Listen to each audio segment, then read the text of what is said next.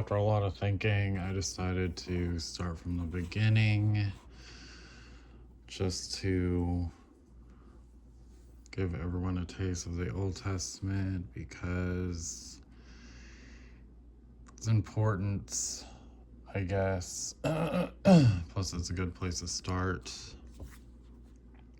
because hopping around everywhere probably wouldn't help. But I'm just gonna read the passages and try and figure out what it's trying to say. Let's see.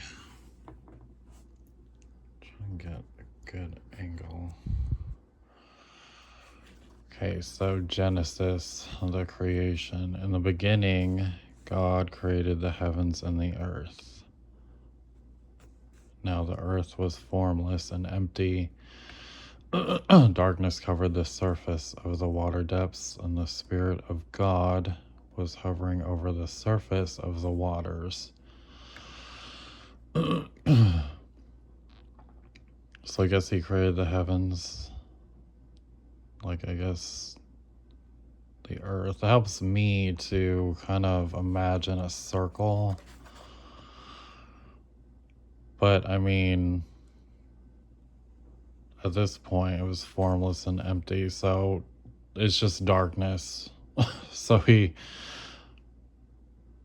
some people believe that the old gods or whatever had created this so-called darkness, but I am not sure if that's true or whatever. Other people also think that the Elohim, that there were multiple Elohims, like beings, spirit beings that had created the earth, but I don't know. That might just be a theory.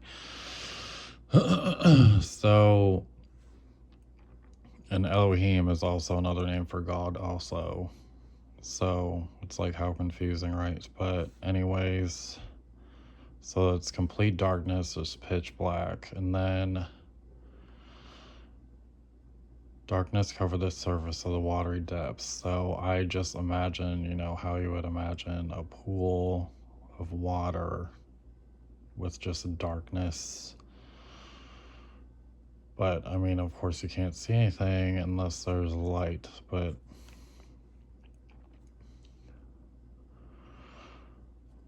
okay, and the Spirit of God was hovering over the surface of the water. So I'm imagining like a big bright light.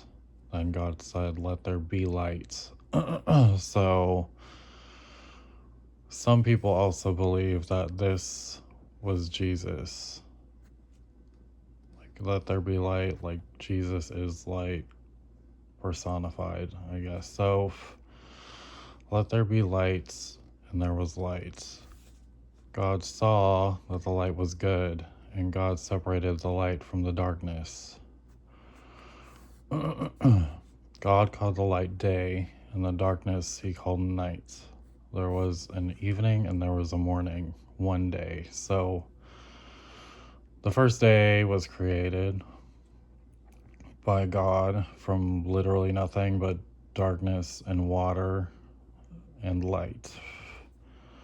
And God said, "Let there be an expanse between the waters, separating water from water." So God made the expanse and separated the water under the expanse from the water above the expanse. Okay, so God made the expanse and separated the water under the expanse from the water above the expanse.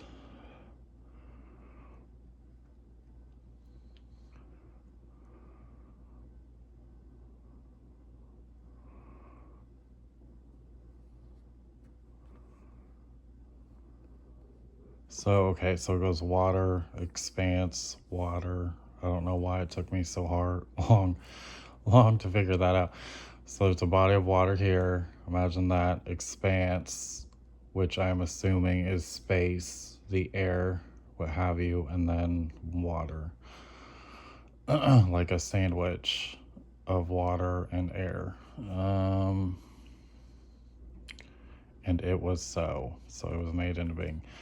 God called the expanse sky. So this expanse in the middle is the sky, water, water. Evening came and then morning, the second day. So light is still present at this time. So when the light went away, it was the end of the second day. Then God said, "Let the water under the sky be gathered into one place, and let the dry land appear."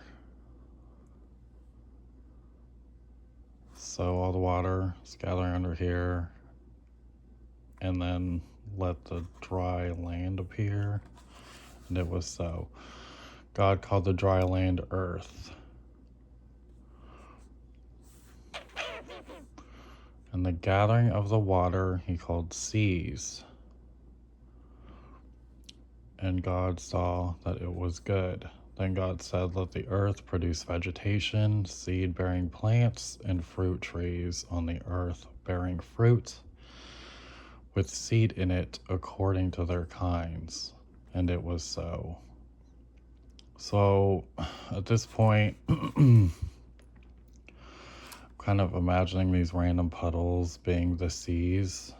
I'm not sure if they're still gathered in one piece or one spot, or if they're scattered because the land was made,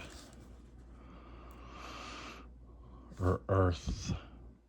But then he made plants, and then with seeds, without seeds.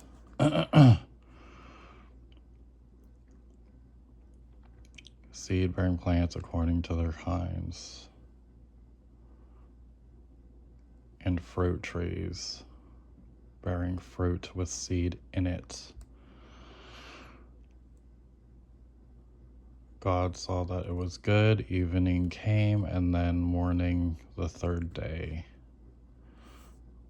Okay, so that's the third day. Plants, earth, water. Okay, and then God said, well, the seas. Then God said, "Let there be lights in the expanse of the sky to separate the day from the night. They will serve as signs for seasons and for days and years." So you could kind of say time was made, even though time is sort of a man-made thing. I mean, in a way, it would be like God made it because he made us, so we made time. So through God, time was made by God through us. And God said, "Let there be lights in the expanse of the sky, separate the day from the night." So I'm guessing these are the stars. They will serve as signs for seasons and for days and years. There will be lights in the expanse of the sky to provide light on the earth. And it was so. God made the two great lights, the greater light to rule over the day and the lesser light to rule over the night. So this is like the sun and the moon, to me, is what it's sounding like. So we made the sun and the moon to rule over the night, as well as the stars. God placed them in the expanse of the sky to provide light on the earth, to rule the day and the night, and to separate light from darkness. And God saw that it was good. Evening came, and then morning, the fourth day. Then God said, "Let the waters swarm with living creatures, and let birds fly above the earth across the expanse of the sky." So God created the large sea creatures and every living creature that moves and swarms in the water according to their kinds. So sharks, fish.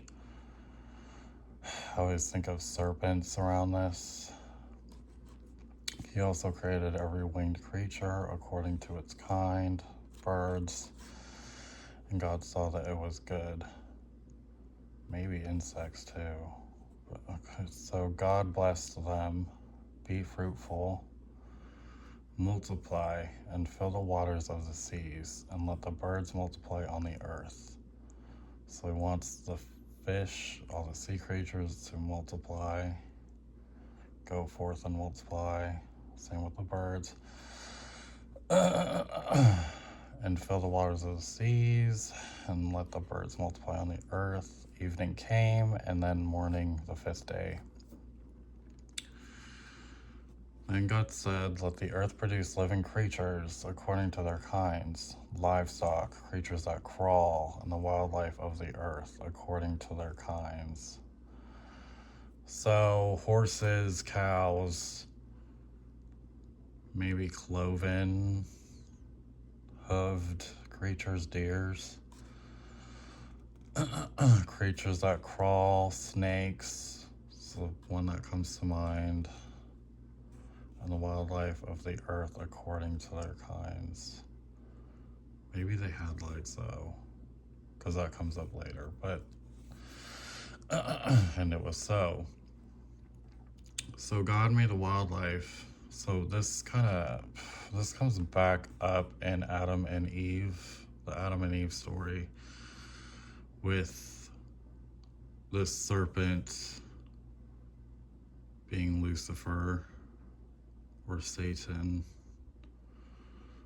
which some believe is a separate entity from Lucifer, but it's probably the same fallen angel, Lucifer.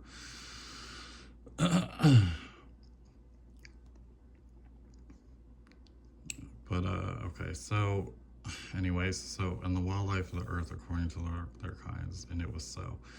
So God made the wildlife of the earth according to their kinds, the livestock according to their kinds, and all the creatures that crawl on the ground according to their kinds.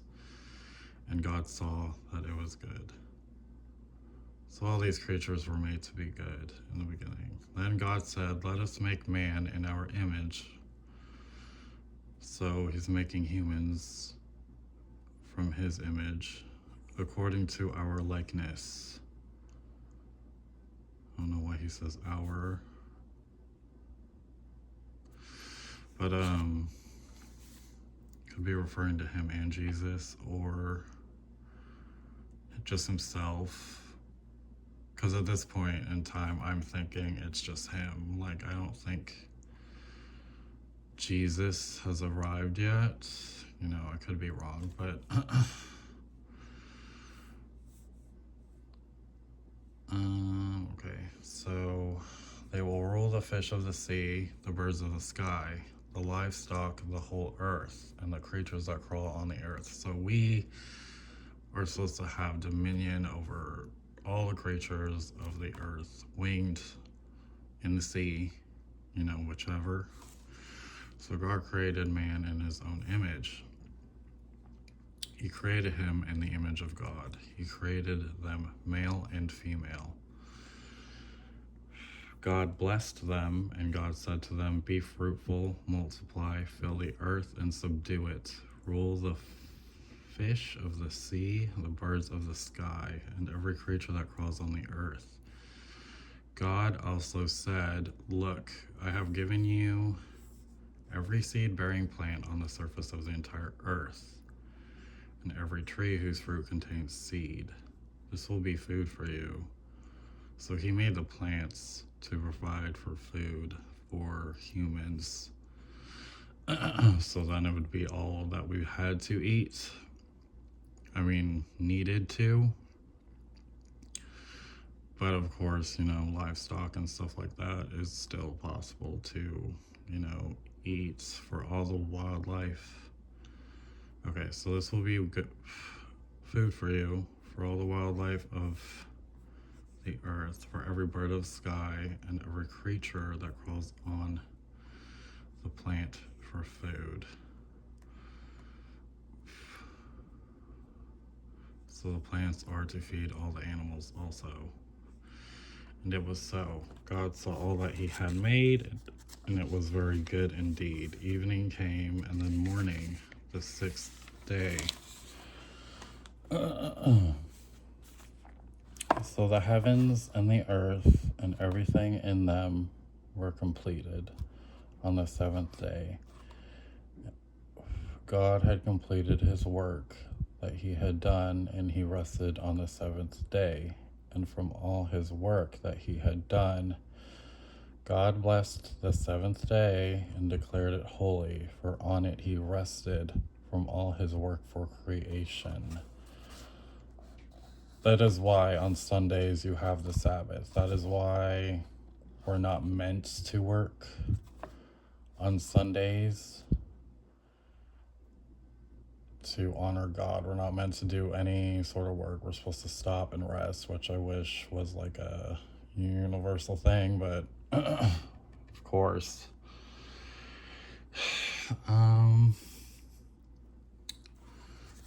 But yeah,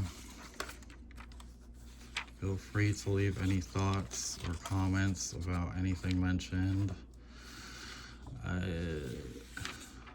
That is like the beginning. I just think that is a good amount of information to take in. So I'll probably continue from this point onward,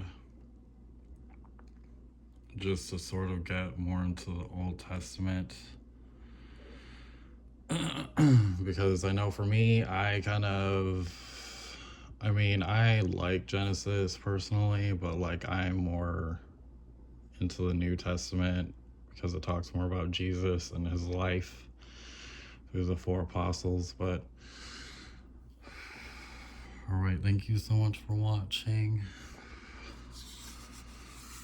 Oh, and it also helps to pray before you read the Bible. Ask God and Jesus for their guidance. Pray before you read it for clarity, or to hear his voice, to